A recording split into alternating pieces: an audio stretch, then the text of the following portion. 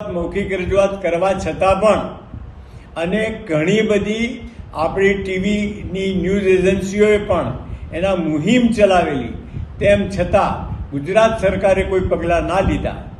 જ્યારે CBSEની જે અજમેર વિભાગીય કચેરી છે એ વિભાગીય કચેરીએ આવી ખાનગી રાહે તપાસ કરી, સમજો ને સારા શબ્દોમાં રેડ પાડી અને એના આધારે ગુજરાતની 14 શાળાઓ જે છે એની માન્યતા રદ કરી નાખી.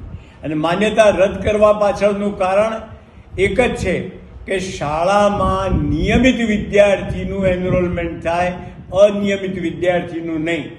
એમના જે ક્લોઝિસ છે શાળાની મંજૂરીના જે નિયમો, એ નિયમોમાં સ્પષ્ટ લખેલું છે કે શાળામાં નિયમિત વિદ્યાર્થી હોવો જોઈએ. અમારી તમામ માહિતીથી અપડેટ રહેવા માટે જોડાયેલા રહો S9 ન્યૂઝ સાથે.